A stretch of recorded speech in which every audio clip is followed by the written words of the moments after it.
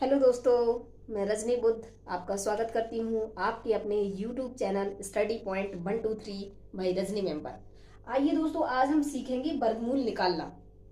इससे पिछले वीडियो में हम वर्ग निकालना सीख चुके थे कि बगैर याद करे या बड़ी से बड़ी संख्याओं का वर्गमूल कैसे निकाल सकते हैं, जैसे 99 हो गया, 98 हो गया। तो इस प्रकार की संख्या या बड़ी से बड़ी और संख्या है जिसे हम इनका वर्ग जो है इतनी आसानी से याद नहीं कर सकते हैं, और इतनी सारी संख्याओं का हम वर्ग जो है याद करें। इसके लिए दोस्तों हमने एक ट्रिक सीखी थी कि बड़ी से बड़ी संख्या का वर्ग हम कैसे निकाल सकते हैं। अगर आपको याद है दोस्तों तो बहुत अच्छी बात है, अगर याद नहीं है तो आप कैसे उसका वर्ग निकाल सकते हैं। आज हम सीखेंगे दोस्तों कि हम वर्गमूल कैसे निकालेंगे।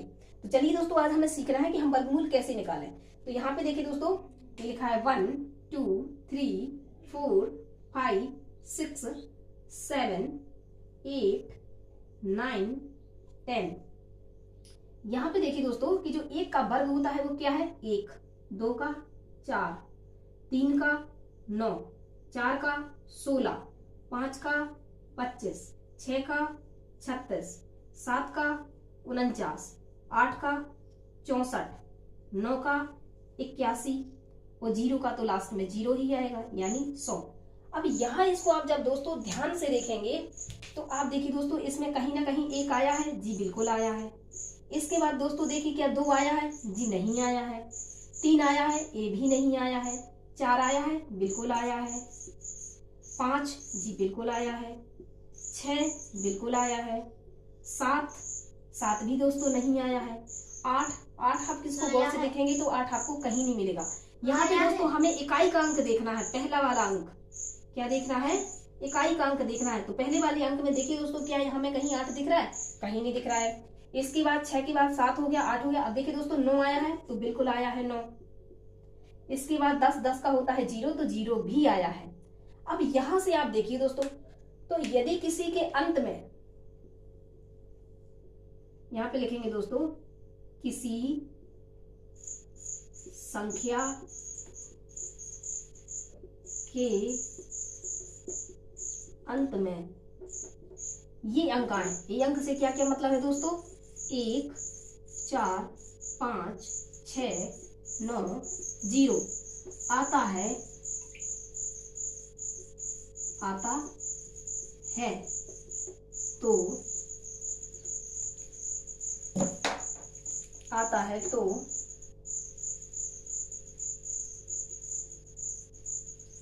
है तो वह संख्या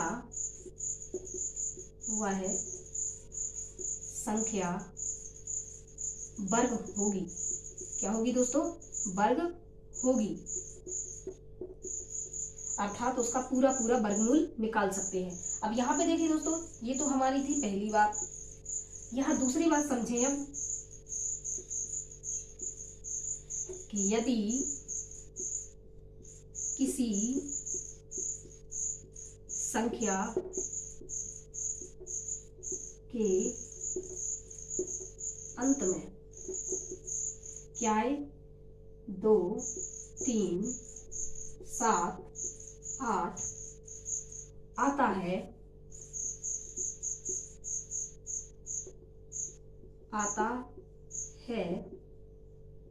तो वह संख्या किसी का भी वर्ग नहीं हो सकती। तो वो संख्या किसी का भी वर्ग नहीं हो सकती है। आप देखिए दोस्तों, यहाँ पे जब हम इनकी साइक्लिसिटी ज्ञात करते हैं या 1 से 10 तक की संख्याओं का वर्ग निकालते हैं, तो आप देखेंगे जब हम वर्ग निकालते हैं तो इसके लास्ट में 1 आ रहा है, 4 आ रहा है, 6 आ रहा है, 5 आ रहा है, 9 आ रहा है, 0 आ रहा है। इसका मतलब है कि जब हम किसी संख्या का वर्ग निकालेंगे तो ये अंक हमें जरूर मिलेंगे।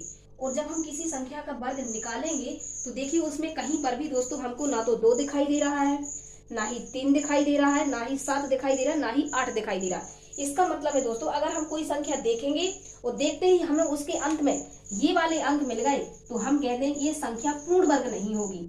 क्या नहीं होगी। तो जिस संख्या के अंत में ये अंक लिखे होंगे 2, 3, 7 और 8, तो वो संख्या कैसी होगी दोस्तों, पूर्ण वर्ग नहीं होगी। वर्ग तो हम उसका निकालने के लिए तो हम पॉइंटों में उसका भी निकाल लेंगे, लेकिन कैसी नहीं होगी दोस्तों, पूर्ण वर्ग नहीं होगी। पूर्ण वर्ग नहीं होगी। बस यही दोस्तों हमारा बेसिक था, हम इसी को समझेंगे। अब हम थोड़ा सा आगे बढ़ते हैं। आशा करती हूँ दोस्तों इतना कंसेप्ट आपको समझ में आया होगा। नहीं आया है तो आप इसको वीडियो को थोड़ा रोक करके इसको समझें, और वीडियो को मैं आशा करती हूँ कि आप एक बार वीडियो देखेंगे आपको जरूर समझ में आएगा। आगे देखिए दोस्तों,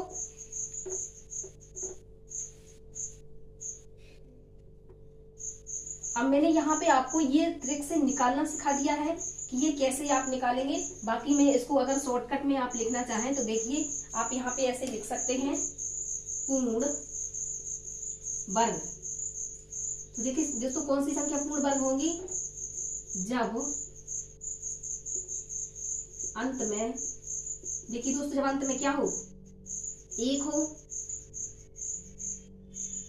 5 हो, नहीं 4 हो दोस्तों, 5 हो, 6 हो, 9 हो और 0 हो। तो ये तो संख्या हमारी कहलाएंगी दोस्तों जो पूर्ण वर्ग होंगी वो। अब अगर जो पूर्ण वर्ग नहीं है वो कैसे कहलाएंगी दोस्तों, यहाँ पे देख लीजिए उसको, पूर्ण वर्ग नहीं होंगी। तो देखिए दोस्तों कौन सी संख्याएं होंगी जो हमारी पूर्ण वर्ग नहीं होंगी, वो देखिए जब अंत में क्या हो दोस्तों, 2 हो, 3 हो, 7 हो, 8 हो। तो अगर हमें इस तरीके की संख्याएं मिलती हैं तो हम कह देंगे वो संख्या पूर्ण वर्ग नहीं हो सकती है। ये समझ लिया दोस्तों। अब देखिए हम कितनी आसानी से, ये था हमारा बेसिक। अब देखिए दोस्तों हम कितनी आसानी से इनका वर्गमूल निकाल सकते हैं। जैसे दोस्तों हमने पहला क्वेश्चन लिया है 1225। ओके दोस्तों, अब हमें इसका वर्गमूल निकालना है। सबसे पहले दोस्तों है कि लास्ट के 2 अंक का जोड़ा बना देंगे हम, बाद में जो बचा उनको अलग कर लेंगे। अब ये देखिए दोस्तों कि हम किसका वर्ग निकालते हैं कि उसके वर्ग करने पर लास्ट में 5 आता है। तो अभी हमने सीखा था दोस्तों ये 5 के में आता है। कितने में आता है, 5 के में। यानी हमारा जो आंसर आएगा वर्गमूल का, उसका इकाई का अंक तो 5 ही होगा। तो देखिए दोस्तों हमने 5 ही लिख लिया है, 5 होगा। अब ये देखिए दोस्तों ऐसी वर्ग संख्या ज्ञात कीजिए जिसका वर्ग करने पर 12 से ज्यादा ना हो, कम चाहे बने रहे। तो देखिए दोस्तों 4 चौको 16 ज्यादा हो जाएगा, इसलिए हम यहाँ पे लिखेंगे 3 कि देखो 3 का वर्ग होता है, 3 त्रिका होता है 9। अगर हम 3 का वर्ग लेंगे तो 9 होता है, अगर हम 4 का वर्ग लेंगे तो 16 होता है। तो देखिए दोस्तों 12 से 16 संख्या बड़ी है, इसलिए हम 4 नहीं ले सकते हैं, हम लेंगे 3 त्रिका 9। तो देखिए दोस्तों बस हमारा आंसर आ गया, इसका आंसर होगा 35। आशा करती हूँ दोस्तों आपको समझ में आया होगा। देखिए दोस्तों अब हम और बड़ा क्वेश्चन लेते हैं। जैसे हमने ले लिया दोस्तों 436, क्या ले लिया दोस्तों हमने, 436 नहीं लिखा, 4356। क्या लिखा है, 4356। देखिए दोस्तों जैसे हमने लिखा 4356, अब हमें इसका वर्गमूल निकालना है। तो दोस्तों हमने शुरू से 2 का जोड़ा ये अलग बना लिया, इसका अलग बना लिया। अब ये देखिए दोस्तों कि 6 जो है वो किस किस के लास्ट में वर्ग करने पर आता है। चाहे तो दोस्तों यहाँ पे इसको लिख लें। देखिए 1 2 3 4 5 6 7 8 9 और ये हो जाएगा 10। जब 1 का वर्ग करते हैं तो 1 आता है, 2 का करते हैं तो 4 आता है, 3 का करते हैं तो 9 आता है, 4 का होता है 16 जिसका हम सब 6 लिखेंगे, 5 का होता है 25 जिसका हम केवल 5 लिखेंगे, 6 का होता है 36 तो हम 6 लिखेंगे, 7 का होता है 49 तो 9 लिखेंगे, 8 का होता है 64 4 लिखेंगे, 9 का होता है 81 1 लिखेंगे, 10 का होता है 0 ये लिखेंगे। तो ये अंक जो है दोस्तों हमारे लास्ट में आएंगे। तो देखिए दोस्तों 6 कब आ रहा है, एक तो देखिए दोस्तों 6 यहाँ आ रहा है और यहाँ आ रहा है, मतलब 6 के में भी आ रहा है, 4 के में भी आ रहा है। तो देखिए दोस्तों जो हमारा इकाई का अंक होगा वो या तो हमारा 4 आएगा या 6 आएगा।